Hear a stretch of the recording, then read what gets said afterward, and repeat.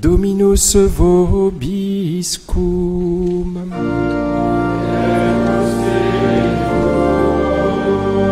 Sequentia Sancti Evangelii secundum Ioannem.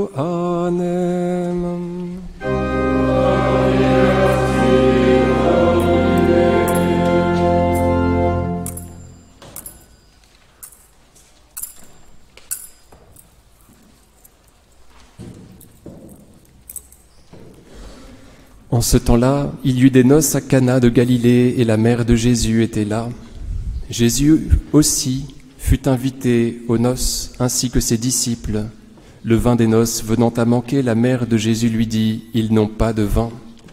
Jésus lui répondit « Femme, que me veux-tu? Mon heure n'est pas encore venue. » Sa mère dit au serviteur « Faites tout ce qu'il vous dira. » Or il y avait là 6 cuves de pierre, 6 jarres de pierre, destinées aux purifications des Juifs et contenant chacune 2 ou 3 mesures. Jésus dit aux serviteurs, « Remplissez d'eau les jarres. » Et ils les remplirent jusqu'au bord. Il leur dit, « Puisez maintenant et portez-en au maître du repas. » Ils lui emportèrent. Le maître du repas goûta l'eau changée en vin. Il ne savait pas d'où venait ce vin, mais les serviteurs le savaient, eux qui avaient puisé l'eau. Il appelle donc l'époux et lui dit, « Tout le monde sert en premier le bon vin, puis quand on est enivré, le moins bon. Toi, tu as gardé le bon vin jusqu'à maintenant. » Tel fut le premier signe que Jésus accomplit, c'était à Cana de Galilée. Il manifesta sa gloire et ses disciples crurent en lui.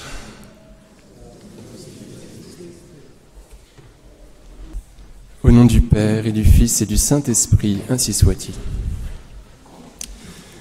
Le bon vin réjouit le cœur de l'homme, dit la sagesse éternelle. On trouve cela dans plusieurs endroits de la Bible, en particulier au psaume 103, verset 15, et dans l'Ecclésiaste, chapitre 10, verset 19. Voilà ce que dit la sagesse éternelle. Le bon vin réjouit le cœur de l'homme. Et Notre-Dame dit, ils n'ont pas de vin. Dès lors, on comprend pourquoi Marie est vénérée dans les litanies de Lorette sous ce titre-là de Causa Nostrae Laetitiae. Marie, cause de notre joie. Elle déplore que nous n'ayons pas ce vin qui réjouit notre cœur. Autrement dit, elle aimerait nous trouver de la joie. Marie est cause de notre joie. C'est elle qui fait que nous sommes réjouis. C'est elle qui nous réjouit profondément. Elle est cause. C'est très intéressant de voir qu'elle est appelée cause. Est-ce qu'elle est appelée cause principale, cause première? Pratiquement, étant donné que la joie, d'après sainte Thérèse des Anges, de laquelle Marie est cause, c'est Dieu lui-même. On peut presque dire cela, que Marie est cause première, vous voyez, parce qu'elle est aussi mère de Dieu, Théotokos. On peut dire ce genre de choses tellement la dignité de Notre-Dame est grande. Marie est cause de notre joie. Elle s'inquiète, vous voyez, de cette petite joie-là. On pourrait manquer de vin. Des exégètes disent que le « ils n'ont pas de vin » désigne non pas tous les invités aux noces, mais les époux qui vont bientôt être humiliés parce qu'on va bientôt voir que même le jour de leurs noces, eh bien, ils n'ont pas pu se fournir suffisamment en vin pour réjouir leurs invités. Marie est inquiète de ce que bientôt ils vont être humiliés et elle fait cas du problème à son fils sans formuler aucune demande en particulier parce qu'elle a confiance en son fils. Elle sait qu'il lui suffit de savoir une détresse pour qu'il agisse en faveur de ceux qui souffrent.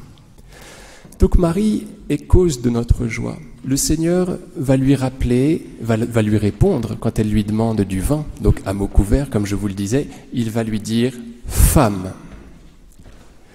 C'est un titre très particulier. Je ne sais pas s'il y a des garçons qui appellent leur mère comme cela, mais ça serait un petit peu machiste, je ne sais pas. Vous voyez, le Seigneur Jésus, en tout cas, faisait comme cela. Et ce n'est pas pour rien, il y a un sens théologique, bien évidemment. Au début de l'histoire des hommes, souvenez-vous, « Je mettrai une inimitié entre toi et la femme », avait-il été dit par le Très-Haut au serpent qui venait de faire tomber Adam et Ève. On ne savait pas pendant toute l'Écriture sainte, on se demande qui est cette femme, même si on en a une petite idée. Et au début de l'Évangile, puisque nous sommes au début de l'Évangile, voilà que Marie est appelée femme. Et on comprend du coup qui est cette femme avec laquelle le démon amaille à partir. C'est bien Marie. Marie, cause de notre joie, au moment où elle demande la joie pour nous, est appelée femme. En quelque sorte, elle est appelée exorciste principale, exorciste en chef. Vous voyez ? Puisque cette femme-là, qu'on a à l'esprit, c'est la femme qui lutte contre le démon. Donc Marie, vous voyez, est dotée de ces deux prérogatives-là, d'être la cause de notre joie et de faire partir le démon. Les deux vont ensemble. Quand on fait rentrer la joie dans notre cœur, quand on se force à être heureux, quand on loue le Seigneur, on produit un exorcisme formidable, on fait partir le démon. Et c'est comme ça qu'il faut que nous fassions, que nous tordions le cou à toute angoisse, à toute tristesse, en nous arrangeant pour que nous arrive dessus un afflux de joie. Et le démon ne supporte pas ça, qui s'en va à ce moment-là. Nous avons à lutter pour rester dans la joie, pour rester avec Dieu qui est joie infinie. La sainteté consiste à transformer toute tristesse en joie. Scrupoli et malinconia, fuori da casa mia, disait saint Philippe Néri. Scrupules et mélancolie, hors de ma maison. Vous voyez, on a l'impression qu'il prononce un exorcisme. Eh bien, c'est bien cela qui se passe. En faisant sortir les scrupules et la mélancolie de chez lui, il fait sortir le démon. En choisissant la joie, il s'assure la présence de Dieu. La Vierge Marie est là pour nous aider à lutter contre le diable. Elle nous demande de bien vouloir chercher la joie et elle nous aide à la trouver. Et de cette façon, elle est en notre faveur un exorciste formidable. Le Seigneur Jésus lui dit cela ensuite, « Femme, que me veux-tu » Et cela est très particulier puisque cette phrase-là, mot à mot, il l'a dit donc au démon, à un autre endroit des évangiles. Parce que le Seigneur Jésus se plaît à solliciter la foi de ses intimes. Pardon, je vous l'ai souvent dit, mais c'est comme ça que ça se passe avec lui. Quand on est très ami avec lui, le Seigneur sollicite notre foi. Il pousse notre foi dans ses retranchements.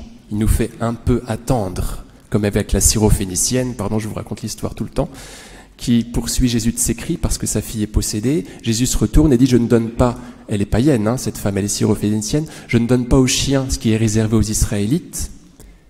Et cette femme, vous voyez, elle aurait pu se vexer et partir, elle dit, mais les chiens mangent les miettes qui tombent de la table de leur maître. Donc avec ses traits intimes, et Jésus fait comme ça, il fait comme ça avec Marie, parce qu'il veut qu'elle produise encore plus de foi.